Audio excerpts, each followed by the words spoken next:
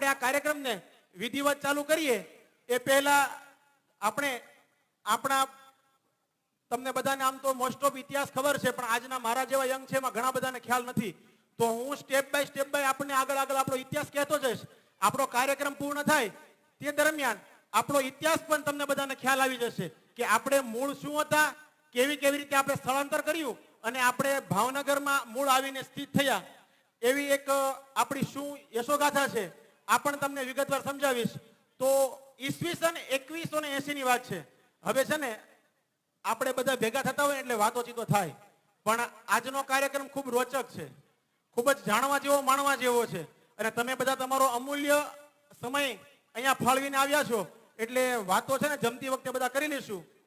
માટે આપણે અત્યારે કાર્યક્રમમાં ધ્યાન દેશું. ઈસવીસન 180 ચાર આંકડા વાળી ઈસવીસન 180 ની સાલમાં આપણે ઉજ્જૈનની અંદર જ્યારે પરશુરામ ભગવાને 21 વખત પૃથ્વીને ક્ષત્રિય વિહોણી કરી હતી ને, એ વખતે આપણે ક્ષત્રિયો હતા અને એક ક્ષત્રિય ઉજ્જૈનની અંદર આપણા ઈષ્ટદેવી હાલ ગજલક્ષ્મી માતાજી છે એમના શરણોમાં જતા રહ્યા. અને આ ક્ષત્રિયોએ જ્યારે માતાજીના શરણે ગયા ને ત્યારે માતાજીએ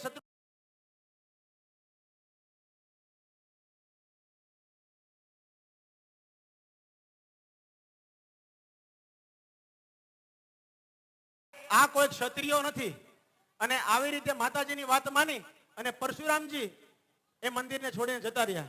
અને ગજલક્ષ્મી માતાએ આપણને વાત કરી કે હવે તમે સત્વરે જલ્દીથી તમારું જે રૂઢિ છે, તમારો જે રીતિ રિવાજ છે એને તમે છોડી દો અને તમે એક વણિકની સ્ટાઇલમાં તમે આવી જાઓ, વણિકની વ્યાખ્યામાં આવી જાઓ.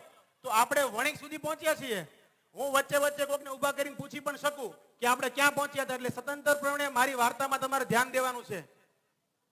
એટલે આપણે કાર્યક્રમની શરૂઆત કરીએ તો આપણા ઈષ્ટદેવ, આપણા ઈષ્ટદેવી, આપણા કુળદેવીની જયનાથથી કરીએ. સર્વ સમૂહમાં મારી સાથે જયનાથ કરવાનો છે. તો સૌપ્રથમ આપણા ઈષ્ટદેવીને યાદ કરીએ. તો બોલો ઉજ્જૈન વાળા ગજલક્ષ્મી માતાની. આ જયમાં બહુ મજા નો આવી એટલે હાંકલો પડકારો હોવો જોઈએ, વાતોમાં ધ્યાન નથી દેવાનું.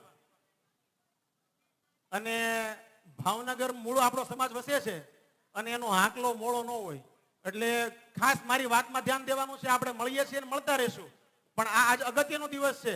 માટે બોલો બધા સમૂહમાં ગજલક્ષ્મી માતાની, ઉચડિયા હનુમાનજી મહારાજની, સમસ્ત ખગ સમાજના કુળદેવી ચામુંડા માતાની, બોલો ઉચડિયા હનુમાનજી મહારાજની. મિત્રો, આ કાર્યક્રમની શરૂઆત થઈ ને ત્યારથી મને મગનભાઈ સોલંકી કહે છે કે ભાઈ મારે એક વાત કરવી છે, મને આપણા સમાજ વચ્ચે એક વાત મૂકવા દો. તો મગનભાઈને વિનંતી કરીશ કે આવો સાહેબ અને સમાજને આગળનો દોર સમજાવો.